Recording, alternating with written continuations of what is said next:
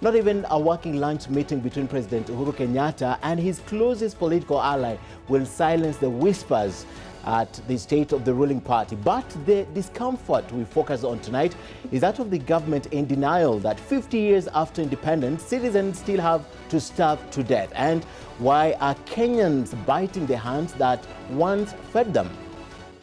But first, it's my take, and it's now apparent that the food crisis that has gripped several parts of the country requires quick intervention. Importantly, it should not be politicized or trivialized. Facts on the ground indicates that more than 1 million people face starvation following the prolonged drought. No less than 13 counties, especially in arid and semi-arid regions, are affected. Although there have been reports of deaths arising out of the hunger. Now, the government has categorically rubbished those assertions.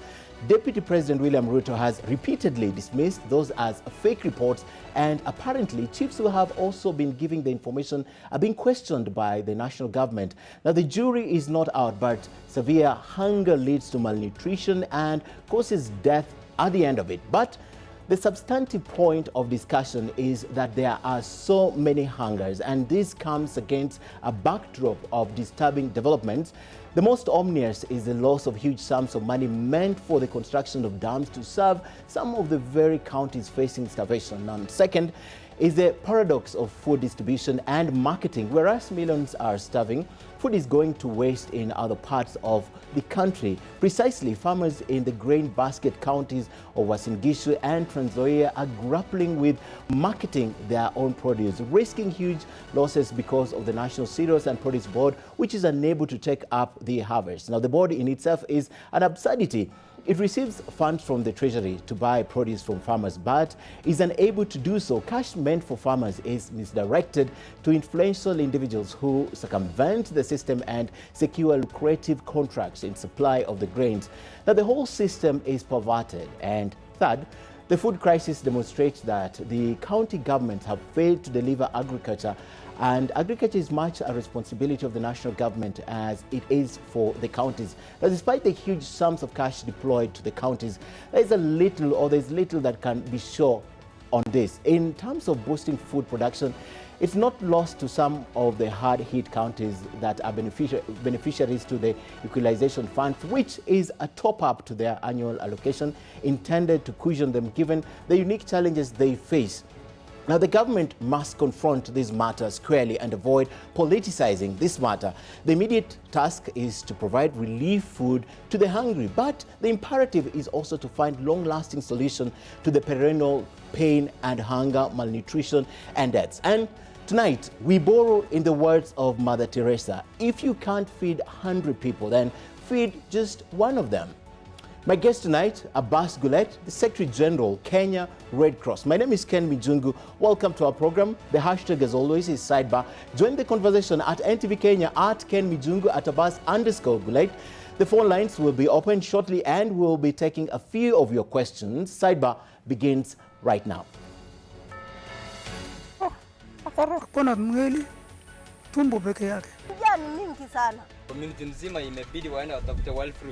Remember the severe drought in 2013 that saw Kenyans come together under the umbrella Kenya for Kenyans? Residents say the government and the Kenya Red Cross left the project to them, yet they lack the know-how of running and maintaining such infrastructure.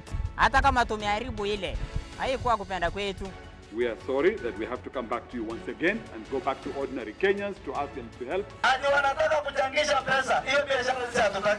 I believe that the government is me and you. So you as a citizen, what initiative are you taking? And let's begin right there. Red Cross is no doubt one of the biggest aid agencies, and of course we know the kind of work that they've been doing around the country. And I presume that you're present in the 47 counties, right? Sure. Is there a county that Red Cross has not reached in this country? No. Absolutely. All the 47 counties. All of them. Yes. And now the question that comes to this is 13 out of the counties that you've been visiting as Red Cross are affected. They say about 1 million people are facing hunger and starvation, and some are dead already. I'm interested in two counties. That's Baringo and Turkana at the beginning of our show tonight.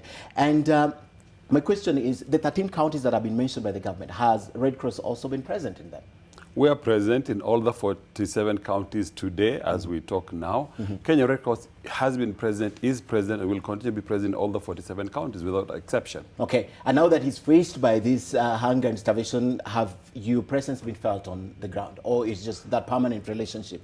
Well, there are permanent relationships, but our presence will be felt because, as you know, we don't have resources. We will have to get resources to do what needs to be done. So we have launched our own appeal to complement the efforts of the government. As you know, Kenya Red Cross is auxiliary by law to the government at national level and the county level. Yes, there is a problem, and we are trying to address the problem. We already have well-wishers who have come to us who want to give us food and give us resources to go and deliver this. We will start this already this Saturday in Baringo and in Turkana County. And at the county level, there has been decision where do we work, where the other agencies work. So, for example, Turkana, we've been asked that we could work Turkana East, which is the most hardest area to reach, that is insecure, that is after Kapedo, and this is an area that we know very well, where we are respected by the community. And in Baringo, we know it's Tiati constituency. Again, is an area where we have worked for many years. We were going to work with those communities in health, in water, sanitation, food security. In the interim, have you done an assessment as Red Cross? Because you usually do this. Assessment has been going on. We've been registering people on cash transfer. We will start cash transfer program also from this week on Thursday. In some of these counties where cash transfer is possible. We've done that in the past. We'll be giving about 3,000 shillings a month to a family to complement the effort. It's not to say it's a full basket. Full basket will need about 9,000 shillings a month per family. But we know that food commodities will find their way where money is. Markets will open up. Okay. The reason why I'm interested in these 13 counties, and now that I know that you've done your assessment, media is reporting, we've gone around and reporting that there are deaths as a result of starvation. I'm wondering what the Red Cross and the people on the ground have said. No, Ken, again, this is where the, people get sidetracked with the death. How many, what reason? Is it hunger? Is it illness? Is it old age? Is it what? I don't think from where I sit, that's where I want to go. Where I want to go is there is a need today to assist ordinary Kenyan out there in as many as these counties.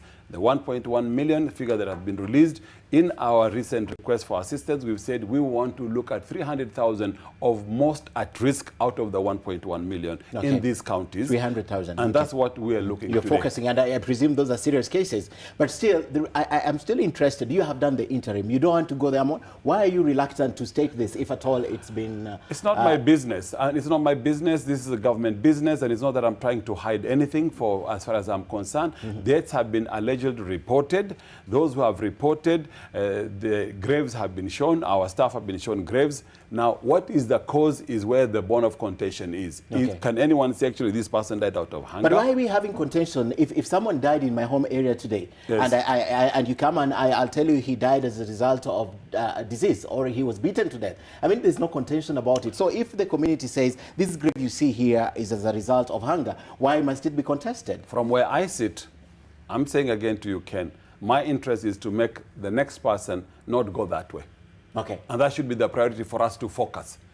From where I come from, even as a pastor, they'll tell you, yule amekufa, tusonge tuangalie ile ingine, tuokoe hiyo maisha. So we cannot as a nation be preoccupied whether someone has died or not. We have a drought, we have a situation that needs intervention, and as a nation, we should focus on what is in front of us. Lessons learned, what has gone wrong, why did it happen, why did we get here? These are questions we'll take up at the appropriate time. But for now, there's an emergency. Let us focus on the emergency. That's what the government is doing. As an auxiliary to them, I'm supporting what we can, and there are many other institutions and organizations and people individually, collectively, who are doing that. This is actually not your mandate to tell Kenyans how many people have died. No, it's not. But we have seen Red Cross present in tragedy-struck areas, and the Red Cross has never shied away to state if at all they have witnessed death. They'll say we have 7 casualties, we have 2 deaths. They've never been shy, but here, SG, you're becoming cagey with information. And I'm not shy and I'm not cagey. I'm simply saying, for one, I haven't seen. For two, I have been told by my staff when they went on a tour with some of your people and KTN and others, they have been shown graves. Did your staff tell you? Well, they told me they have seen 4 graves in Turkana Central, for example. Whether right or wrong, I don't know. But you had MP for Tiati saying there are 5 who died in his area. And if need be, let him be arrested, because someone said during the Moi time there was Letodo who said my people died and then he was arrested. So, and for me, as I said, to me, it is, one life is too important to lose anytime, anywhere. Okay. But should that be the focus of the nation today? The reason why this is the focus, SG, is because 50 years after independence, Yes. it's unimaginable that areas that we have focused a lot on will still have reports of death. And 50 years, we will still be talking about hunger, especially with the Equalization Fund. How have we focused? Has the Equalization Fund even gotten to them or no? That's another argument they will have. Okay. But let's talk at what is in front of us today. Okay. There's an emergency. We address the emergency. Will this emergency come back again, Ken? It will come back in 1 or 2 years, in 3 years, because of climate change, and because if we're not going to invest and invest heavily, then we'll be talking this problem every again 2 and to 3 years. again, Yes. which is unfortunate. Let me leave that and now go to this crisis. At least it's not been declared as a famine. And now Red Cross... Has been declared or not? It's not been declared as famine, is it? From what I know, Yes. the drought that was declared by the head of state in February 2017 has not basically been closed. Oh, it's not been closed. So as far as I'm concerned, Okay. assistance is going on. The government, because I sit in certain meetings in coordination with the government, I know the government set as early as January this year to look at these issues and how to respond. And in their own way, they have been responding in their own time. What we are doing as Kenya Red Cross is to complement that effort like many others are doing. We work on issues of food handouts and food distribution through WFP and through county steering committees in a number of counties that are already food deficit. Okay. And would you equate or compare this? Just a brief answer because we'll go into that. But on the issue of being famine or declared famine or not, it's just not a drought. famine. It's not a famine. No, okay, no. that is sorted. It's a so drought. let's look at the amount of money you are asking for in mitigation of the same. 900 million shillings, just 800 and something. Just 824. 824, just about 70 something shy, 71 million shy. What is the justification? Why do you want close to 1 billion shillings for this? Well, it's not close to 1 billion. It's 800. Let us be specific. 824. The point for me is simple. Yes. Is that there is a need for assistance. The government has its own resource and its own funds to do this. I told you we're looking at 300,000 additional numbers to the less than in the 1.1 million. We're looking at 300,000. And that 300,000 that are most hard to reach in farthest areas and remote areas of this country. The beauty with Kenya Red Cross, we're able to reach areas that is not easy for any other others to reach that easily. The point really is to avert this from becoming a famine. Rains have delayed. The weatherman has told us this. Between now and the next rainy season, we need to do something. Even if the rains were to come tomorrow, like it was in Mandera today, and areas It rained in Mandera. It rained heavily last night in Mandera, and there's a weather report that will indicate in the whole of northern Kenya, in terms of from Marsabit all the way to Garissa, is going to rain heavily the next few days. Okay, but that can't help the current situation. No, it won't. Yes. And what I want to say is, even if rains came today, for pasture to generate in these arid and semi-arid parts of the country, it will take 2 months probably for it to be there.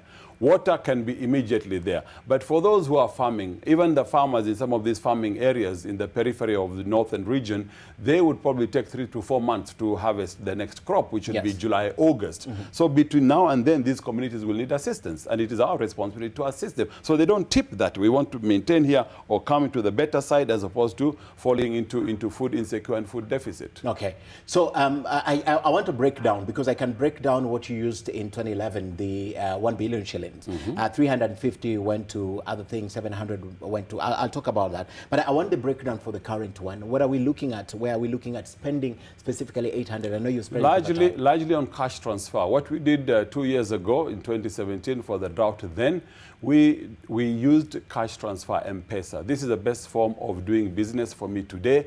Globally, after the World Humanitarian Summit in Istanbul in 2015, the push globally is to be more innovative and more accountable, more transparent. Doing M-Pesa and cash transfer to beneficiaries is much more faster, much more cheaper, much more accountable. If I buy food, I want to avoid buying food because logistics, the price of buying the supply to these far-flung areas like Turkana or Marsabit or Mandera is very costly, then distribution cost and the whole logistics. So M-Pesa, 3,000 shillings a month. People, a lot of Kenyans are on M-Pesa. You can transfer money. Where M-Pesa is not available, you could actually do biometrics, and you can also transfer cash on the spot using vendors from this community. So the bulk of this money, about 70%, is going on cash transfer. The rest would go on water and health. There are boreholes that have been damaged because of excessive use using generator and diesel. We want to now solarize them and put solar. And then there will be health and nutrition. So you've been thinking long time just with this money you're asking, because to solarize them, you're thinking long time also. Because they remain for a long time then. If we're saying it's not long time, it's 4 months is what we're saying. But if to repair a machine, a borehole today, it's just a matter of days. We contract vendors who will go and do that immediately to rehabilitate the borehole. 2 to 3 days it is done. Okay, so on cash transfer, Yes. you intend the affected people, which are 300,000, 70% of this money will go as cash transfer to the 300,000. This is this will be our wish if we get the resources, yes. And what I just want to say for Kenyans to understand, while we launch this appeal, we work largely, most of our funding comes through our network of Red Cross, Red Crescent, our partners that we work with. And that's where the bulk of this, hopefully this money will also come from this time around. Yes. Very interesting indeed. You have explained what you want to do with this money. You have an appeal outside there, yes. And you want Kenyans to contribute into this kitty. I know you've realized there's a lot of reluctance in Kenyans. They have been talking about this. I'm wondering, since the appeal was launched a few days ago until now, how much money have you collected? Do you have the figures? You don't have to go specific if you don't. No, I don't. We have figures that we already started with our own money. You know, the problem people don't understand is, by the time we launch an appeal, we've already started working. How much money is Red Cross putting in here? Well, what we have from our own internal resources and from our partners and our donors to jumpstart this process, yes. We have close to 70 million. 70 million, yes. Which is about 10%. Which we already started on that one. We have people who have committed to give us food now, a number of communities and people in the country who believe that they have a role to play and there's a difference that they make. Okay. So yes, I understand there are people who are not happy, and let's get to the reasons why people are not happy. Okay. In 2010, we raised money. 2011, sorry. In 2011, we raised money, about 1 billion shillings. Some yes. say 1.2 billion. You've heard that. Others say it was shy of 1 billion shillings. Yes. But strictly, it said 1 billion shillings. One of the reasons why that figure isn't clear is because of accountability. Kenyans feel they were never told really what happened to this money. That, Ken, is not true. And I would ask you to project the figures of the audited accounts. Clearly, Kenyans for Kenya was an initiative driven by the private sector in Kenya, where the media owners came together with then CEO, with the CEO of Safaricom, Bob Colimo. This was an initiative led by the private sector, of which Bob, myself, NTV, KTN, and all the media houses, Royal Media Services, all the media houses were on board. So what was raised was, as you rightly say, actually the actual figure would have been 1 billion if all that had been pledged had come in. What came in clearly, and we have the figures, it is 955,642,209 Kenya shillings. Okay. Of that one, 277,925,547 shillings was in kind. Means what NTV donation, did, food, airtime, all that. those things. Yes. The actual cash that was received by Kenyans for Kenya was 677,716,662. Of this cash, in the wisdom of the committee then of the private sector initiative, they decided to split the money into 2 lots. The first lot was 353 million that went into purchase of food, purchase of distribution of water, and schools were largely to primary schools. Children in schools, food was sent to them. And I want to say, the perception of accountability then was such that the private sector initiative made sure that there were 4 audit firms, PwC, Ernst & Young, Deloitte and Touche, I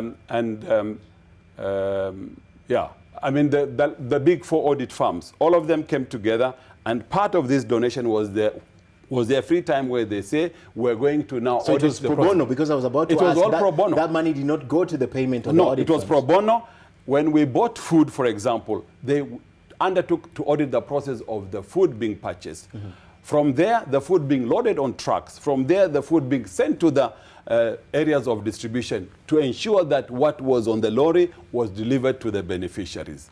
In 2013, a full audit report was given. Some of the so-called social media guys and who are now the ones shouting the loudest and asking for Kenya accountability. Yeah. These audited accounts were put in. Okay. Were given in. Some of them were in that meeting at Intercontinental Hotel because Intercont had also given us free services to use the facilities for all our meetings and also for all this declaration. So that report has been on the website of Kenya Red Cross. Yes. But it was not my report. Where it was a report. Yes. I saw it. If you've seen it, yes. It's been there since the last 6 years. We have reposted it. People can look at it. But I just want to challenge those who are just making these noises, some of them on the social media, and they know who they are themselves. This has been accounted for. Equally, an amount of 323.9 million shillings was put now in mid to long-term project. The mid to long-term projects were projects that were meant simply as a pilot, as a proof of concept to show, even in these northern arid and semi-arid parts of Kenya, with technology, with water, you could actually produce food in these areas. Okay. And that's why we chose 3 pilot areas. Yes, we'll talk about the 3 pilot areas. I'm told I have to take a break. Yes. When we come back, I'd like to talk more about that accountability. Because accountability is not just also based on the audited accounts that we have seen on your website. Yes. It's about also the projects that you're about to talk about, what Fair people enough. have seen on the ground and what the media has been reporting. So we take a short break. Keep your comments coming. We'll be sampling some of them and we'll open the phone lines in a few if you have questions to ask the Secretary General who is here. And of course, we'll be sampling some of them. Stay with us. Sidebar is back in a moment. The late Eribo Amalenga's grave is still fresh, gathering from the neatly arranged stones to mark her burial point. There are no flowers here, but this fresh bunch of leaves serves the purpose of her community's farewell gesture to her. They claim she starved to death. Her daughter smears her face with white soil. It is part of tradition of mourning a loved one. She tells us that she had traveled for about 10 days in search of food and water. She returned yesterday just before dawn and made her very weak mother some porridge. Her mom was too weak to feed and she had about 5 spoons before retiring to bed. By morning, she was dead. Yet, the government, despite all this proof, remains adamant that no one has died, oblivious to the reality of the very people who put it in power. Au umesomeka kweli najua. Onye najua ni ile Waturkana ambaye yenye tunakaa na sisi wenye natanga kianda kibichi. Ndio natujua sisi. Na najua ile kitu yenye sisi tunafanya wajiri wabande njia. About 500 meters is an irrigation project wasting away. Remember the severe drought in 2013 that saw Kenyans come together under the umbrella Kenya for Kenyans? Well, 500 million shillings were raised, half of which was invested here. Today, the project is a shell, and Mama Eribo Amalenga died hungry just next to this dead multi-million project. Residents say the government and the Kenya Red Cross left the project to them, yet they lack the know-how of running and maintaining such infrastructure. Wale wafadhili wenye walituletea hizi machamba Red Cross hii, bado tunahitaji mradi yao ili tusaidike nayo. Hata kama tumeharibu ile, haikuwa kupenda kwetu. Ile cheda iko hapa ni tu peke yake. Cheda angalau hii maji pamu ile aliletwa na Red Cross ile haribika kidogo. Ile pamu hii iliharibika. When this particular project, Kenya for Kenyans, was up and running, it was such a reprieve for the residents of Kibish sub-county. They were able to fend for themselves. Years later, the drought is back and the project is not running. Now, the residents are facing hunger and starvation. Leisongo NTV in the county of Turkana. And with me in studio is the SG Red Cross, Kenya Red Cross, Abbas Gullet. And let's begin from that. I know the Kenya for Kenyans raised a lot of heat, that project. There were basically 3 projects that were done with this. That is Kaiko, right, that they're talking about. And one of the issues they're raising is that they were not trained adequately. The project was handed over to them without proper training. The reason why they... Ken, yes. You know, let's get serious. Because I think here we're not being very serious. As far as I'm concerned, there were 3 projects that Kenya Red Cross undertook. And I want to repeat again, Kenya Red Cross was a contractor to the K4K committee that was set up as an implementer for this project. And we said we are doing 3 pilot projects. These 3 pilot projects, the first one was in Walda in Moyale. I want you to show the country what Walda in Moyale is all about today. Yes. Let us not even start with Kaikor. But if you want to go to Kaikor, I'll get Let's there. go to Kaikor. Okay. Walda is a success. No, but Walda show is a it. But success. let's show it too. Yes, yes. And It's a success. even Kaikor is a success, or has been a success. Kaikor was commissioned in 2012 or 2013. When it was done, we did 2 projects in Kaikor. Kaikor, for Kenyans who don't know, from Lodwar to Kaikor is on the border with South Sudan and Kibish in Ethiopia. It's almost 300 or 400 kilometers by road from Lodwar. From Lodwar. Yeah, That's really far. you go that far. This project had been done. It was very successful. The Kenyans for Kenya committee, all the media owners, and this committee went to commission this project. It was water in 2 places, 4 boreholes. We drilled boreholes, 12 of them, and we got water only in 4 places. Those 4 places, the 4 boreholes were put together 2 and 2 to have 1 project here and 1 project here. Then we put in what we call shed nets for farming with drip irrigation. So water for animals, water for human beings, water for farming. This project ran for 4 years before they got to the situation which is today, or the status it is today. We not only did the project and handed it over to the community and to the county and to John Muñez, who was then the area MP for that area. My role was to put the project in place, show it it's working, give it to the community. The challenge is we had one amount for investment. The money that we put in, and I said the 100 and whatever figure, and I can be very precise about it, that we put in, was in Kaikor 121.3 million. That is what was put in. That project, 12 yes. boreholes were drilled, okay? And 4 farms have been irrigated using 4 boreholes, okay? Those boreholes that were drilled, no water, no water, no water. I would have to pay the contractor. So this is part of the audit I'm talking about. So those 4 boreholes had enough water. Today as we talk now, and I would ask you to show even those pictures, there is water flowing in those areas. Animals are drinking water, human beings are drinking water. What is lacking now is the farm. Because the farm, we have to reinvest long term. I didn't have resources under K4K to go there and work there for the next 10 years, and there was funding to pay for that. Then why did you begin the project if you knew it's not going to be sustainable? We begin the project, we give it to the community, we give it to the government, central government, local government to take over. What was the role? Was a pilot to show it is doable, here it is, sustain it. So we are not going to say, don't start it because it's not going to be sustainable. Apana, okay? I'll give you an example then, and you had the people themselves saying, unfortunately, they themselves messed it up. Yes, they've admitted messing it up. They've admitted they messed up. But they say because of training. No. Is that an excuse from them? How can it be for 4 years it ran without training? Okay. Okay? What it lacked is further investment. What I'm saying in this project, Ken, you need long-term sustainable investment. If you look at Chesimiron, which is the dam in Baringo, for example, in Tiati. Are we done with Kaikor? Kaikor, as far as I'm concerned, today Kaikor is working.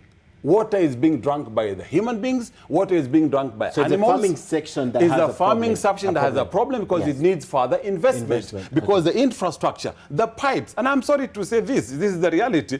Pipes have been taken and people have bedded their girls and women, unfortunately, and the pipes With the pipes? The dripping pipes, the small things that people put on their necks. Yes. So that is there, but the farm had been vandalized. Let's say that. Okay? Yes. What we need to do is that farm is functional today if we go and rehabilitate it. Okay. The question is, it needs long-term, sustainable investment. Okay. I only had one amount to invest it in the beginning. Proof of concept is doable, but we worked there almost 4 years. We got additional resources to keep on putting in. I have to raise my own resource or raise resource from others to give us to do that. Okay. So we are never going to be there forever on that project. Okay. But again, what we must understand, these are pastoralist communities who farming is not in their DNA, it's not in their gene. It will take time to change mindset, to behavior, culture, for it to be sustainable for the longest But it's just, that's precisely the reason why I'm asking this question. Yes. You have known all those things. You knew those things, that these are pastoralists. They move around. They don't farm. They take care of animals. You knew this. You don't have additional funding to go on with this project. Why then did you still have to do it? It was a concept, proof of concept that we do it. It's doable. The land is fertile. As long as you have water, So you wanted to show them it's possible. Show the whole world, show the country, show the government. It's doable. Let's do it. Because we talk about the grain basket of this country being Central and Rift Valley and Western Kenya. But I'm saying, my argument is Northern Kenya today can become the bread basket of this country, can be a net food exporter if we put the right resources. Okay. Let's go to the Chesimirion. Yes. That's the name. Yes. Let's go to that dam. Yes. This is another dam that is a white elephant. No. And there you are wrong. Show me the picture. The pictures are there. They're running there right now. Let That them is run. a dam. There is water. Yes. There are people. But it looks like a water pan. No, SG. Ken. Yes. Let us be It doesn't serious. look like a no, dam. Ken. Yes. Maybe because you haven't been to these places, my brother. But we send journalists there. No, let me tell you. Yes. Let us be serious. You know, if we're in the business of just castigating for the sake of castigating, then we're not going to go anywhere. Okay, tell us about that project. That project Show us again. the picture. Show us the pictures again. That project was simply a dam in a place called Chemolingot. Yes. Okay, in Tiaty sub-county. It was an area where it is as dry as Turkana. So we decided to put a dam there on the request, again, on the severity of the drought then. So a dam was constructed. The dam was done, and the dam, it depends on the weather patterns. This dam was full. I overflew this dam in July 2017. Totally filled up. In fact, the people told us the dam rose, and after some time it went down and kept going down. But why does it go down? Because it's the weather. I mean, let us just basic common sense. The rains last year, March, April, May, were insufficient. October, November were insufficient. Why are we here today? We're here because of the failure of the rains. Last short rainy season, October, November, December was low. And this area didn't get enough rains. But July 2017, it rained, the dam was full. Now there, close to 40,000 heads of cattle and goats and sheep go there to drink water. And human beings are drinking water. Even today, the level has gone down. What did you expect me to do? This is Mother Nature. When it rains now, it will fill up again. Okay. So why are we calling it a failure? And today people are drinking water there. If it was failure, it would have dried up and there will no one be drinking water there today. Again, it goes to the question, these are, you mentioned weather, right? But it goes to the question of, didn't you look ahead and think at some point, you know, this will be dry, no, Ken, this project, Ken, look at it. It looks like a water pan. Ken, then you are not serious, my friend. Because if you are serious, I'm telling you again for the uptake time, there's water there, show animals drinking water, show human beings drinking water. Yes. What I'm saying is that is Mother Nature. It's not to say that there's something wrong with the dam. If there's no water, and if you there you go, 40 degrees, 43 degrees of heat temperature there, what did you expect? It will evaporate. Okay. But it will fill up again. It was never going to be your mega dams that we talk about this country. That we see all the time has water. This is a small dam. Okay. Okay?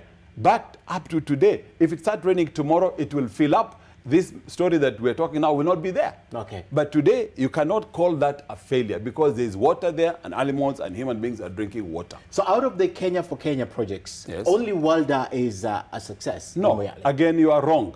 All of them are a success. As far as I'm concerned, we met the basic objectives in the beginning. Okay. Walda, now let us come to Walda. Walda, yes. Okay? Because Walda has had its share of problems. It's not that today you can see the farm. Show the farm. Because now that is just a Miron. Yes. But show Walda and you will see the beauty and what is possible. It's an oasis in this place, Vast County. In Moyale, there is it. There it is. Yes. The Walda. Yeah, why is that so? Yes. Because even that had been vandalized by the community after 2 seasons. Okay? We had to put new resources. And about 2 years ago, we got NEMA. NEMA, through the Climate Adaptation Fund, they gave us money. They gave us money to go and put in that place, to rehabilitate the whole water infrastructure. The water there is even salty water, saline water, but it has done well because the pipes have been redone. So we have refinanced the whole project. It's not under K4K. K4K did the initial investment, but there has been continuous, luckily, a funder who gave us resources to do that. So today, if I have money to go to Kaikor, it will be better than even Walda for that matter. Okay. If I had money to do second phase in terms of Chesimirion, it was officially launched. All these projects were officially launched and handed over to the leadership of those counties at the time they were handed over. Okay. Yes. Because at the time you were handing them over, also, the Chesimirion project, you know, the farming side was not great. There's a story that Enoch Sikolia did for Citizen, and he showed about the farming component. The other side succeeded. Yes. Enoch Sikolia also did not tell you there was to be a phase 2. I agree with you. But then we never had the funding. Okay. When Governor Cheboy was elected the first governor of the great county of Baringo, and in the opening of that project, he said his wish would be to have 3 more of these in the county. If he has 4 of them, he's done with water problems. He sorted out. Yes. But they were supposed to invest. Okay. Call Asman Kamama and ask him, who was the MP then. Okay. But we did our part. For the money I was given by K4K, I did what I had to do in all the 3 projects. Okay. Now, long-term sustainability is another matter altogether. But the proof of concept in all the 3 have been proven beyond reasonable doubt. Okay. But I want to talk one about now what Enos Colley also did in Tot Kolowa, which is in Elgeyo Marakwet. Yes. Because he showed another project on Saturday, and I want to, from the outset, thank Waishira Waruru, the MD of Citizen TV, Royal Media. Yes. Because what happened was, he also showed a footage which talked about Tot Kolowa for having another white elephant project, which he had no idea about, and he called it under K4K, which was not also true. And to his credit, K4K were these 3 projects. these 3 projects only. So to his credit, Washira, once I told him what was happening, he decided to download, to take off the website this footage that had been put there, which had casted up aspersion about another project that having failed. The fact of the matter is, I would challenge you today, call Asman Kamama, call Lena Chebik-Limo, call the Deputy President William Samoei Arap Ruto, because he commissioned that project in 2014.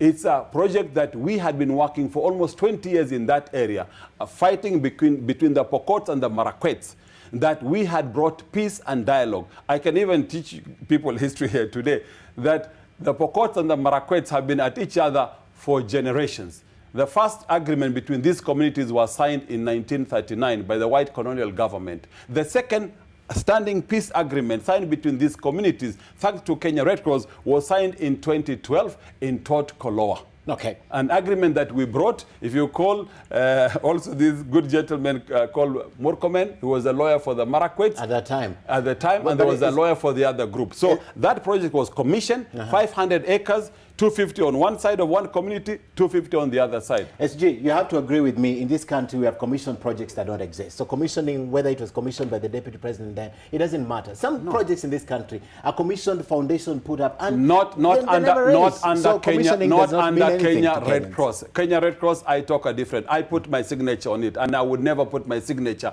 on anything that is suspect, suspicious, corrupt, or anything of that nature. Take us through this. How much money total the 3 projects for Kenya?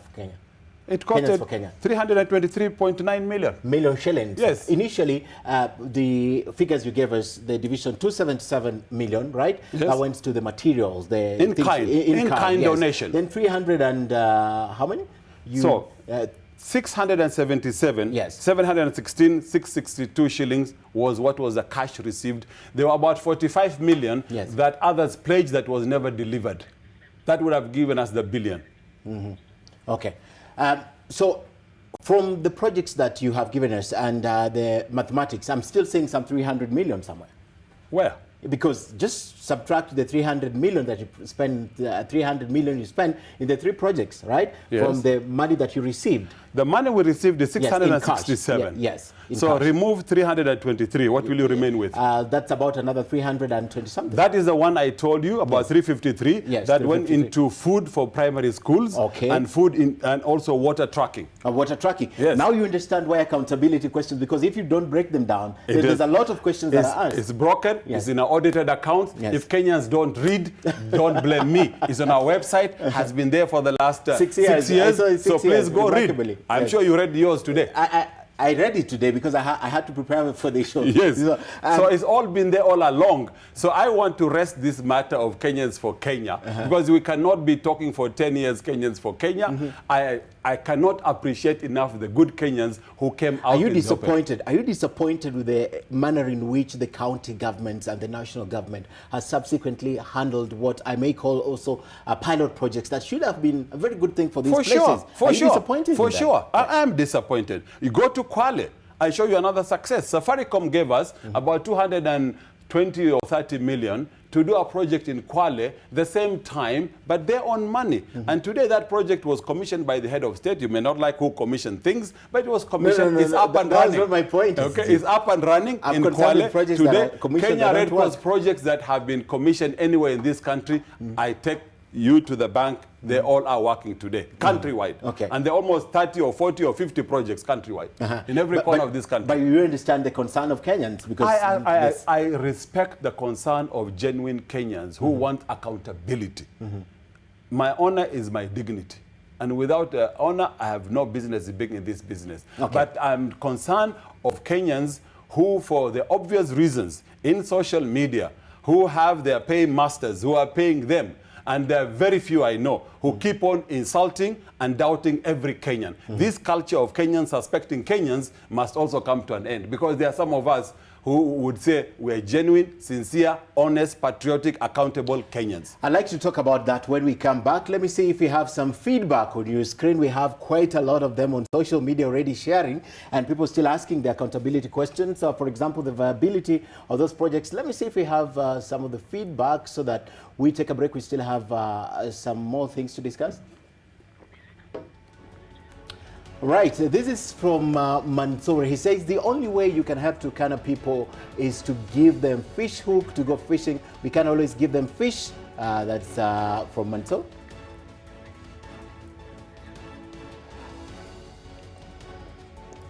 All right, quite a number from my side here. I say this is Oscar. He says that you sound disappointed, by the government of Kenya. And he also says that you have facts and evidence. We try. There's quite a number of them that are coming in. I will not be able to sift them through. But let's listen to what the leadership of this country have had to say about these projects that we'll be discussing. Let's start with the majority leader in the National Assembly. 1 billion shilling was given to Kenya Red Cross to build houses. Mpaka wa leo hapa Garissa hakuna nyumba moja imejengwa. Mpaka wa leo Maroro hakuna nyumba imejengwa. And we want government to investigate that 1 billion.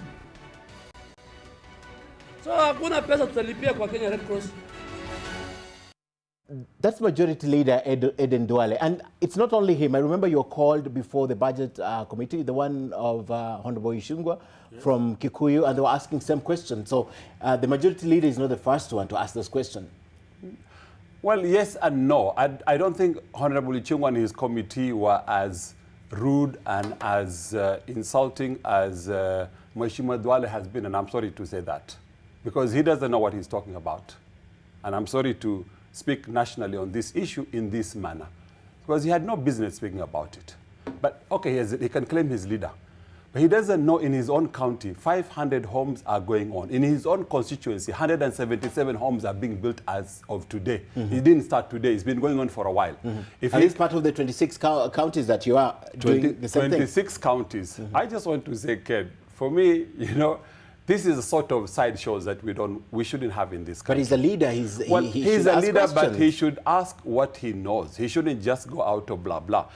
I can tell you today, we were given 1 billion, and thanks to His Excellency the President of the Republic of Kenya, Uhuru Muigai Kenyatta, because the money he gave us, I want to prove to you and to Kenyans, today we are ahead of this game. When we talk of the Big Four agenda, Kenya Red Cross can say, in fact, we are walking the talk on all those Big Four. We're not even sitting back. And on those Big Four, I can clearly tell you, we were given money, and the only major thing the head of state told me is, Abbas, I'm giving you this money. I want you to give this priority for housing, for shelter, for ordinary Kenyans. Okay. Okay?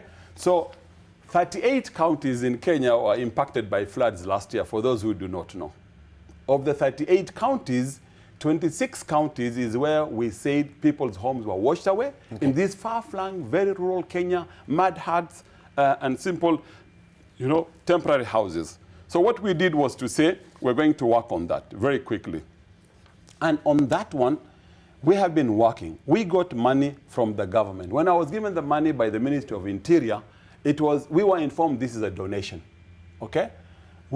It's money that came from Treasury. Those are the original houses that we had, for example, in Kilifi? Those are the original houses in Kilifi, yes. And you can look at the new ones in Kilifi. Yes, they'll be up shortly. Okay? Yes. That is a house in Kilifi. Those are done by the Red Cross. done by the Red Cross but built by the community themselves. Those were the houses that were flooded. That is a number there acknowledging the government of Kenya. If you look at the picture and you go back to that again, so there are several. 26 counties in Kenya. There's not a province in Kenya where we have not built these shelters. And I can give you figures already. These houses, we are going to build 5,700 houses. Of that one, 4,073 are ready and occupied. In fact, I want to ask His Excellency the President to have the pleasure to come and commission them, because out there, if you talk to the Kenyans, you can get their testimonial.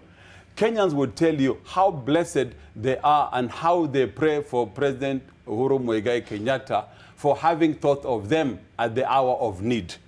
So in Duale's constituency, 170 houses are being built, or 177. He can go and look. He can ask the county commissioner. He can ask his chiefs. He can ask his constituency leaders, and he would know about that. Secondly, we also had done water projects. We have done health projects. We have treated water. Go to Tharaka Nithi. Go to Kakamega. Go to Bomet. Health program that we have done. In all the 26 counties, Tana River has the highest, 1,800 houses. We have about 900 in Kilifi. We have 500 in Garissa. We have 400 in Turkana. We have about 290 in Baringo. We have 22 in Nandi. We have 140-something in Kajiado. I'm sorry, in Narok. We have all the way in Siaya, Migori, Homa Bay, Busia. So basically, what you're saying is that the work you set out to do, you have done, especially giving the example of what Duale is talking about. Yes. I have several other leaders speaking, but I don't want to play those sound bites. I need to take a short break. When we come back, there are other issues that have been brought. I want to talk about Red Cross specifically now, because people have raised issues about your tenure at Red Cross. 14 years is a long time. They want to know, when are you leaving Red Cross?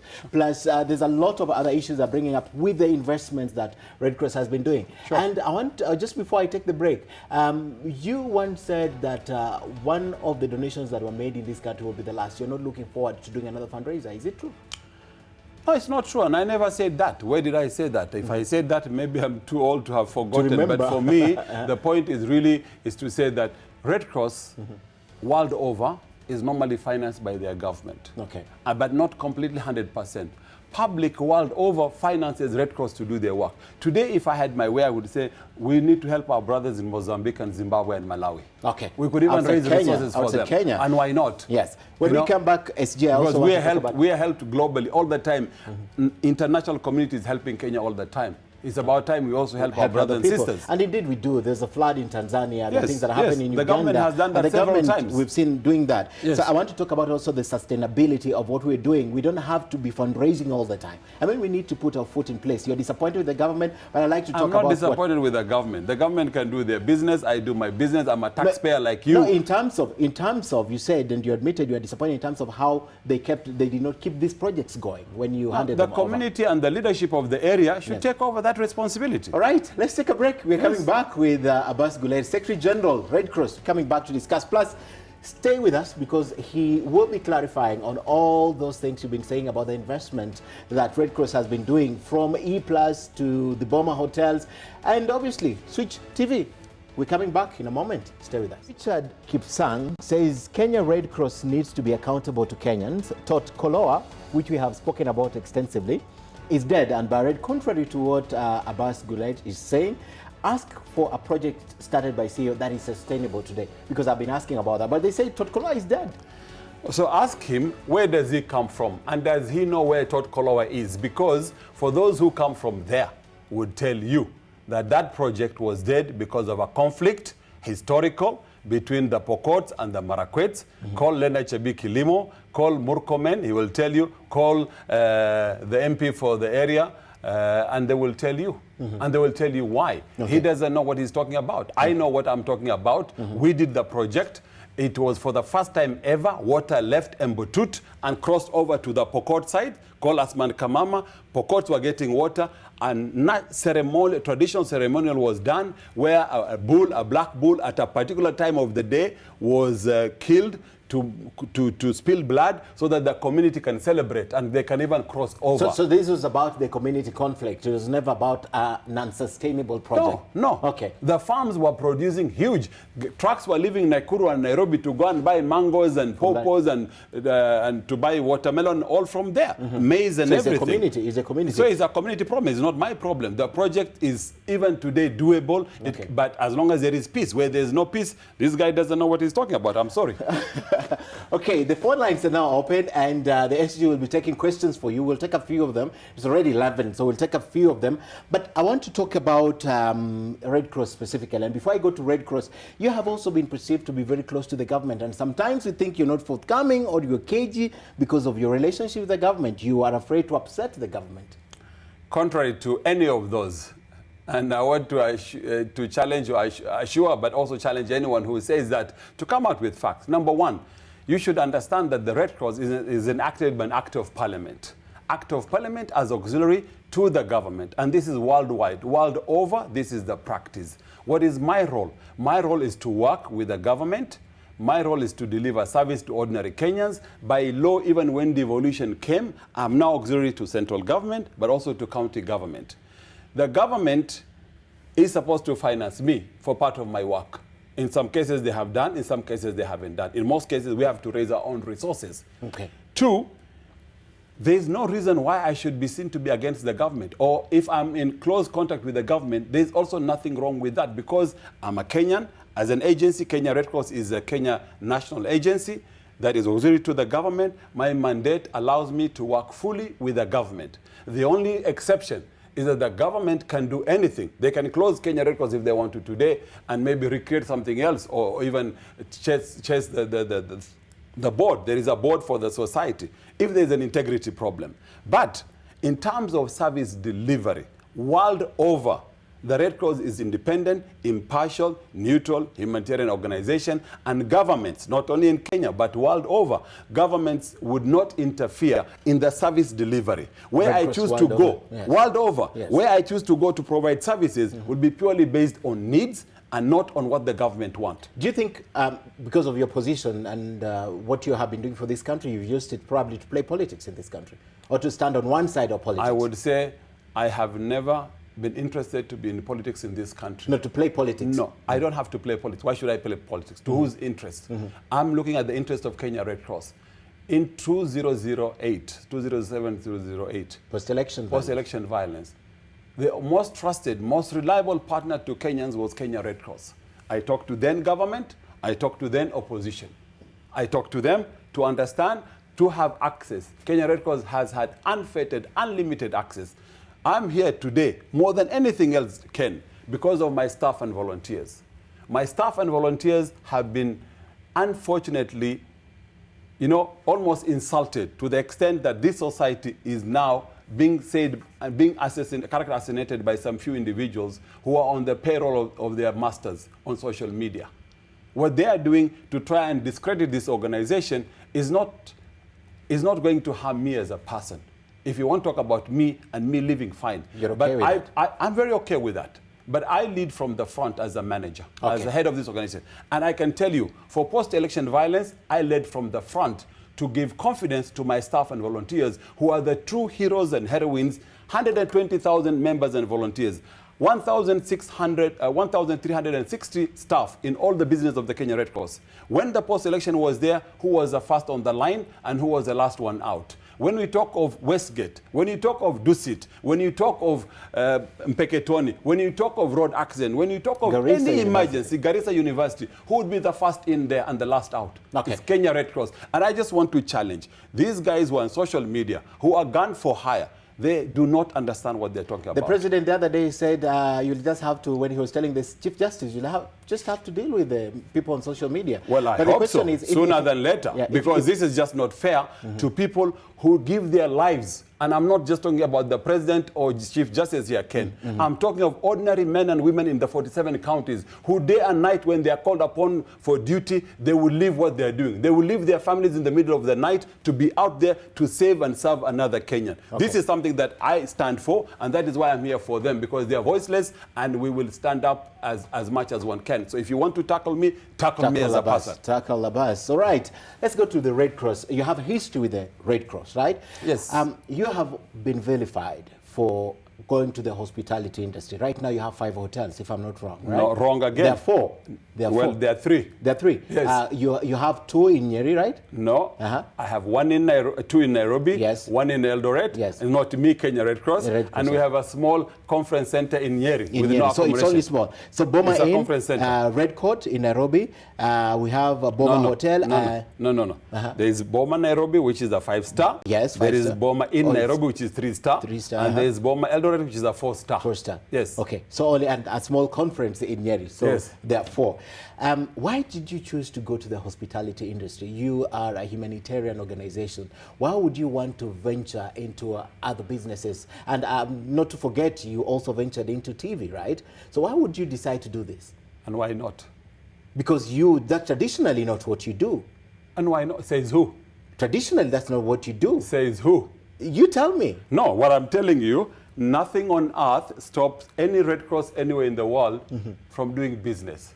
Business that is done properly, business that is sustainable, business to raise resources. In fact, let me tell you this, Ken. It's not only the TV that you guys are now worried about, we know what that the media owners in this country are worried about, but it's not about the TV and it's not about the hotels. Yes. We have a hotel school. We are one of the best hotel schools on the continent of Africa that we also run out of Boma. We have an ambulance which is world class. E-Plus, yes. E-Plus, that today is the largest private ambulance company on Sub-Sahara of Africa. But it's been painted as also a conduit for corruption. Remember what happened in Bomet?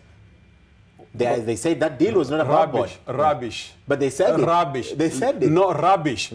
I don't play politics, and those are politics. Okay. They tried in Mandera, in Garissa. For the first time in my life, I've never been to a court, inside a courtroom. I went to a courtroom in Garissa. Because of that? Yes, but which was then found out there was no basis. The same thing in Bomet. If now someone was being accused in the procurement process, there's no corruption. So that, again, I want to challenge you.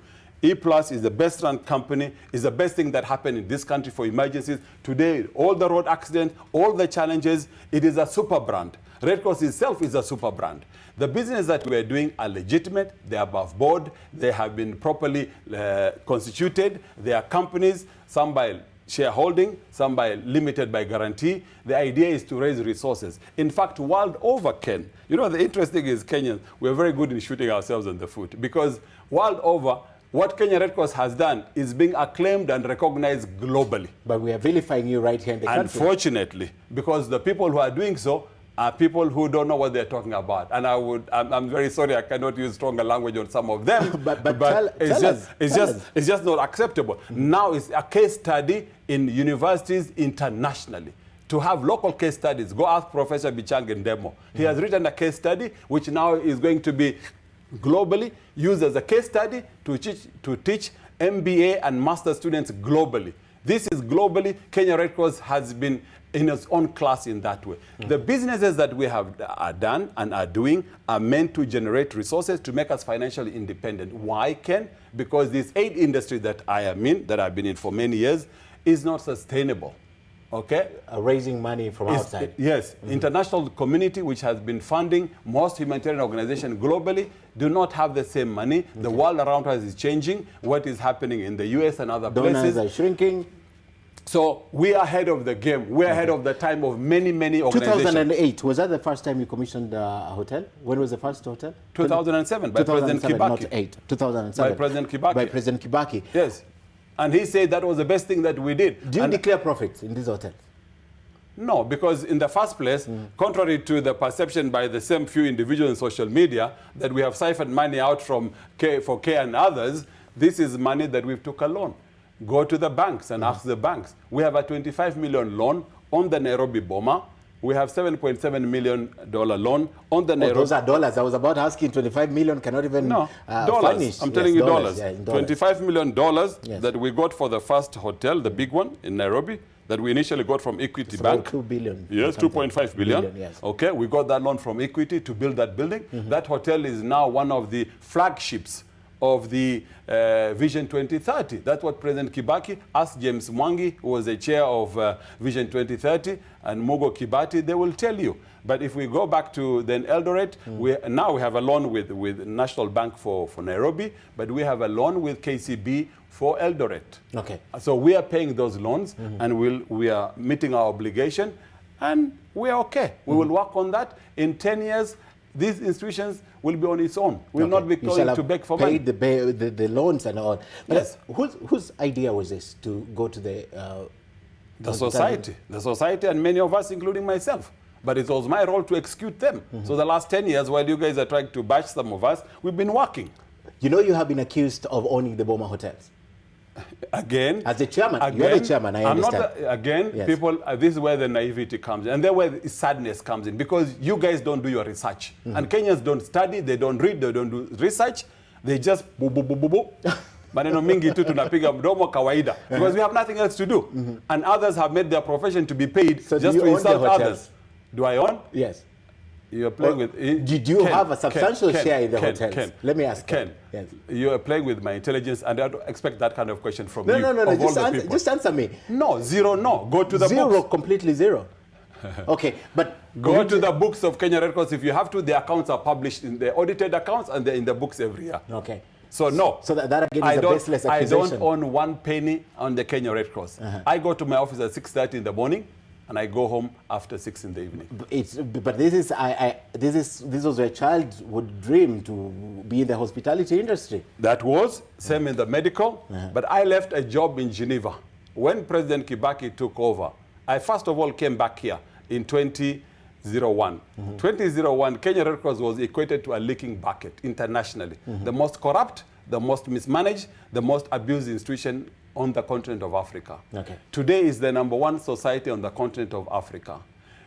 When I inherited Kenya Red Cross in 2001, January 26th, the first thing I did was to declare my assets and wealth, what I own.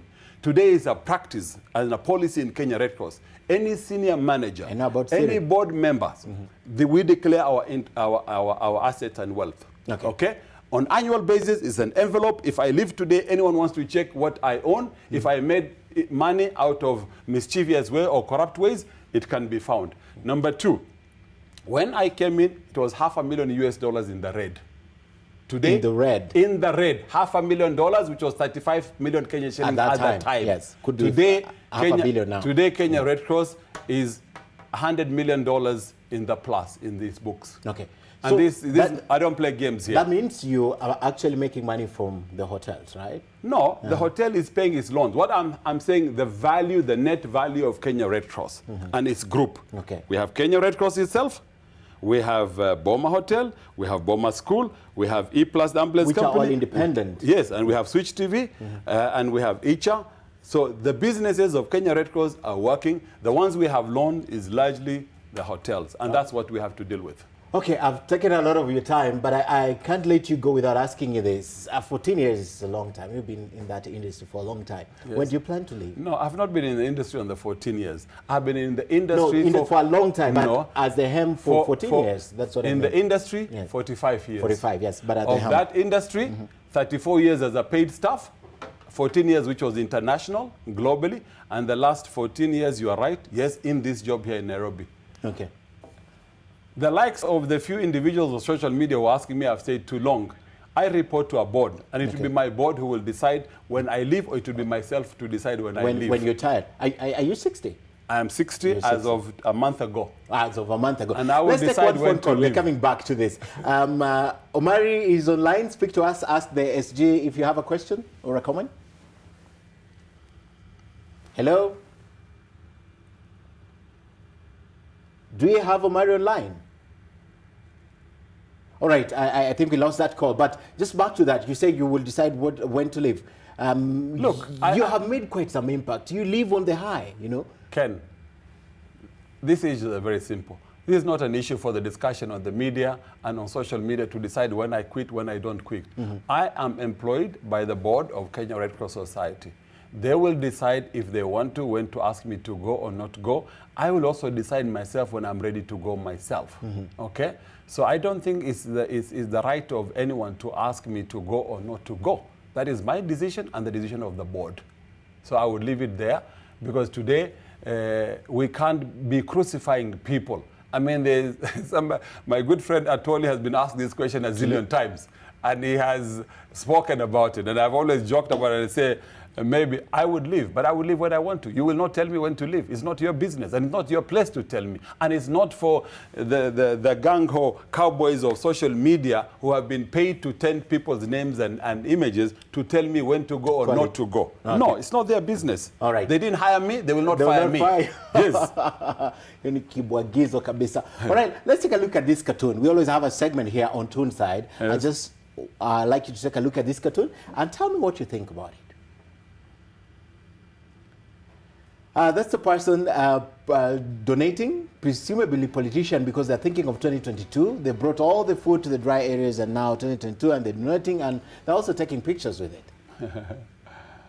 So what do you want me to tell you? Yeah, you comment on that. It's a segment we usually have here, so we analyze that cartoon.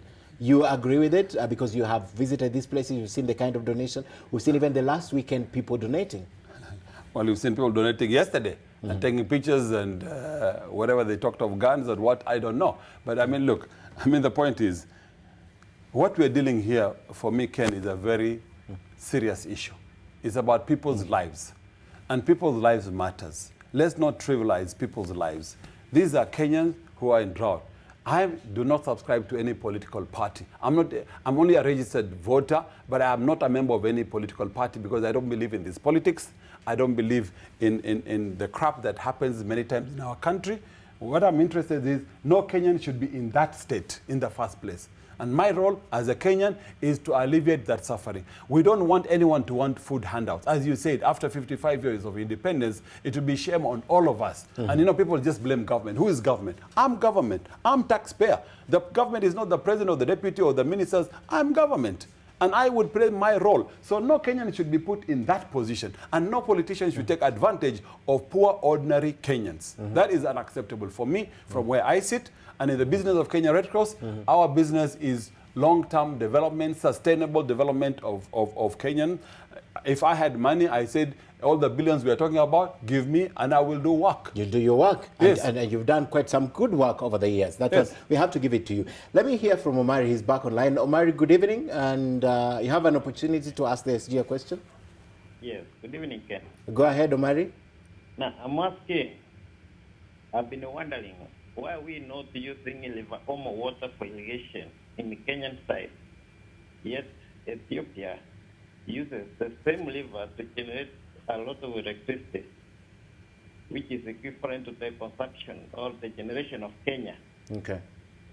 Yes. So the question is why we're not using the river for irrigation? Yes. River Omo for irrigation. They're asking, are you in a position to answer that? Why we're not using it for irrigation? So the question Omari is asking is a valid question. And we can say clearly in this country, it's not for lack of water, it's not for lack of policy, in spite of all the challenges. Let's take the Tana River. It's the longest river we have in this country. It's about 1,000 kilometers from Mount Kenya when it deposits water in Hindi between Lamu and Tana River. Many communities along that river are on food aid, whether it's in Tharaka Nithi, whether it is in Garissa, whether it's in Tana River, whether it's in Lamu, they're on food aid year in, year out, and they shouldn't be.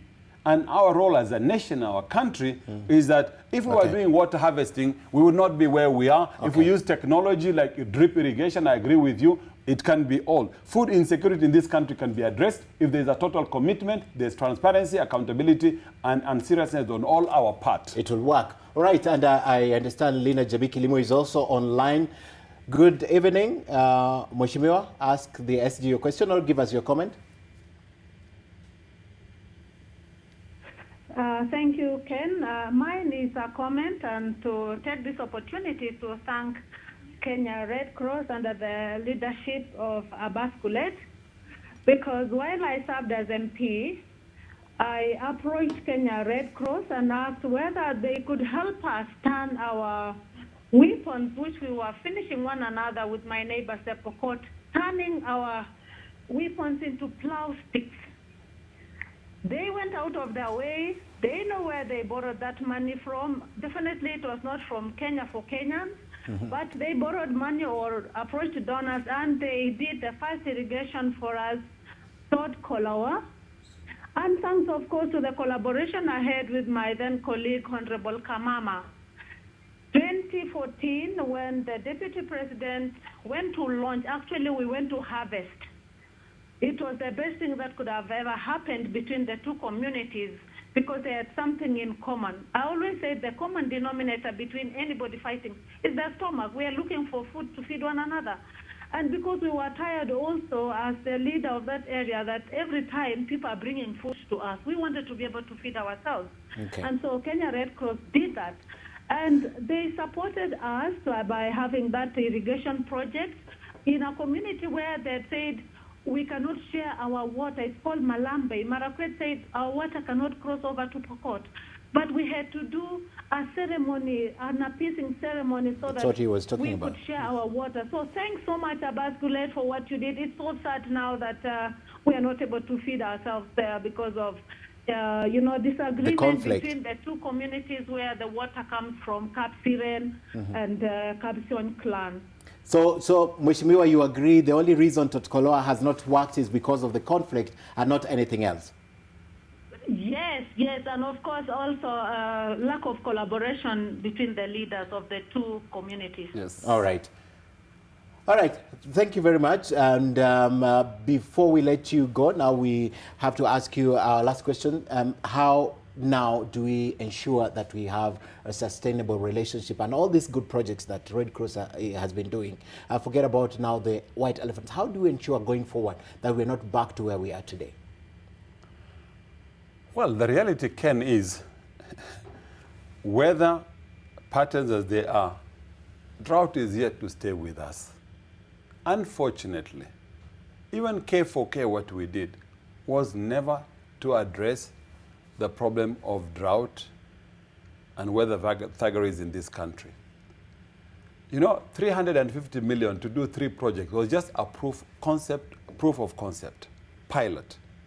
If we were to address one Turkana, I can tell you for free, for example, we have tried to drill boreholes. Governor Nanok is tired of boreholes. He says, look, I want long-term water, and the only way you can do big-time water is to create dams. We have design work ready, $1.5 billion, $15 million to do water on the border with Uganda in Turkana West, where you can harvest 4.2 billion liters of water that 70 kilometers piped can bring water to Kakuma and Kalobey that can serve the refugee population, that can serve the Turkana population, that can do farming, that can give water to animals. But, you know, these problems are here to stay. It needs long-term, sustainable development. Okay. How much money have we given to counties over the last 6 years in most of these counties? We can talk of billions. Okay? We just need to see what we do with this money. And how can we give water a priority? Water, which is a basic human right for every human being. Can we give water to people? And quality water. Health will be addressed. Issues, 50% will go. So your health budget can go into food security, into water. We just need to choose our priorities right. And it's not for lack of policies or lack of resources. This country has money. Okay. You know, we would not be here today, even after we say so much has been stolen, so much has been looted, yet this country is still standing on its feet. We taxpayers are paying taxes. Okay. So these monies, I'm saying, Kenya is not a poor country with land, with brains of human capital, and with resources. We just need to get our act together and get serious about it. And just a supplementary question, you don't think by the time you made a decision to come in with business to supplement what you're doing as Red Cross humanitarian, that is, you don't think you opened avenues for corruption because a lot of things now in your hands? You don't think so? No, I think there is a need for collaboration with the private sector. Private sector has a lot of knowledge, experience, a lot of resources, know-how, resources, financial, material, human. I think, you know, when we talk about being close to government, we all need to work with the government. in order to bring development, genuine development to our citizens. You know, we can't say government is there, Red Cross is there, private sector is there, tunaanza kumgawanyiko na mfurugano kila saa. We should work with the government. The government should come to the private sector and say, how can we work with you to help us with technology, with knowledge, with know-how, with resources, with innovations to do things differently. I mean, I'm very happy for this current appeal. It's quite clear, and I want to commend Nation Media Group for having come on board to say, look, we're going to work with Kenyans because we are in mashinani, tunajua ile inatendeka, Kenyans need help, and the Nation Media Group is on the forefront on this issue of the current drought situation, of wanting to work with Kenyans. And I applaud the management of this group of company to wanting to partner with Red Cross and partner with other like-minded organizations. I would only encourage and urge other private sector to come on board, because we just should stop this lamenting and blaming and blame game and finding fault. In this country, we need to turn page and move on. Yes, we should hold our government accountable. Yes, we have the right to hold me accountable, and all of us should be held accountable. But it should not be just a weapon of rhetoric and just character assassination and damaging people's careers and all that. We just want a nation that is peaceful with itself, a nation that is committed to the growth of its people. Okay. You know, we can benchmark with our neighbors, whether it's Rwanda or whatever you call them, who are just focused on, you know, one-stop shop for you to start business. Today I start business and I'm being accused of being corrupt. Okay.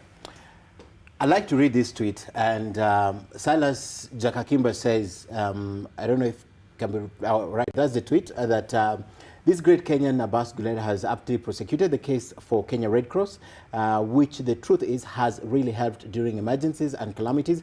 Even so, you appear a little defensive at the end. That last part does not matter. But the reason why I'm bringing this, SG, is because Red Cross no doubt has done a good job for this country. However, we only see you at the time that we really need you. So we're wondering, this guy is so busy. Do you have fun? What do you do for fun? Well, we're doing business, like you said. When you don't see me on the camera, I don't need to be there. My staff and colleagues are all there. Yes, I have fun. I sit and watch football. Okay. My wife may be even upset with me on that one, but I support Arsenal and I watch Arsenal. She doesn't support Arsenal. No, she supports Manchester United. Okay. As bad as Arsenal is, but we are the ones who go all the way, through and through. That's why we could even beat Man U this time around. Okay. Yes. So you indeed have fun. We don't just see your serious face. No. I have lots of fun. You know, I was at Dusit the whole evening, and I saw you the whole evening. Well, that's my business, and that's why I said that's what I'm employed for. Okay. That's what I thrive in. That's what I want to be with my staff. Why should they take the first bullet and I can't go you're there? And you're at the hotel inside. I remember that. Thank you very much, SG, for coming. Unless you have something else, we really appreciate your time and coming to share with us. So let's do this last part. Finally, ODM Senator James Orengo says he will move a motion to impeach Deputy President William Ruto on account of violation of the laws of the land. While it's not yet clear what exactly the bone of contention is, it's possible to move a motion against a DP, and if successful, you remove them through Parliament. But this will not be the first time a senior member of the Jubilee government is facing a censure through Parliament, even though Parliament is independent and should be seen as much as independent.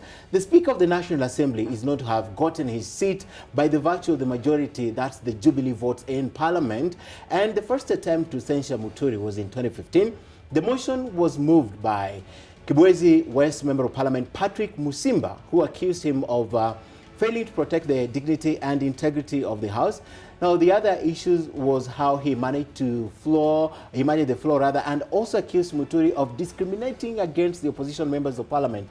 In 2018, there was yet another attempt to impeach Muturi when a section of members of Parliament threatened to impeach him for allegedly imposing President Kenyatta's tax proposals on the House. Now let's move on, and from that, let's go back to December 1993. The opposition member of Parliament, then Paul Muite, wrote to the Speaker, Francis Ole Kaparo, alerting him of his intentions to impeach President Moi. Kaparo angrily rejected Muite's efforts, saying the motion distributed to the media as an open letter was, quote, trash and an attempt to blackmail the office of the Speaker. Now, Muite had accused the President, then Moi, of violating his oath of office and his constitutional obligation not to destroy the country through economic mismanagement. Now, fast forward to 2002, a day after President Moi spoke out, complaining that politicians whose careers he had helped to build were now hurting him, also quote. He was referring to his vice president then, Professor George Saitoti the late, and J.J. Kamotho then accused Vice President George Saitoti of leading a rebellion within the party and challenged him to resign and join the opposition. This was after the attacks by KANU then Director of Election, current Deputy President William Ruto, which signified a new level of hostility against members of the Rainbow Alliance. Remember, that is the time it was formed and it took power just months later, including key ministers opposed to President Moi or President Uhuru for President Moi's President Uhuru campaign. Now, this was how a new bid to remove Saitoti began. This is where we rest our case tonight. Thank you for watching Sidebar, and thank you, SG, for coming and sharing your thoughts and clarifying this thing. And obviously, you're still asking for the funds. The Kenyans, yes. Having clarified this, yes. I think Kenyans now should be able to donate. Sure. Yes, they should be able to. And we'll account for it. You'll account for it. Yes. Thank you, and you've made a good case for Red Cross. Thank you, asante. and thanks to my crew. Have a good night. Next week, Tuesday, same place, same time.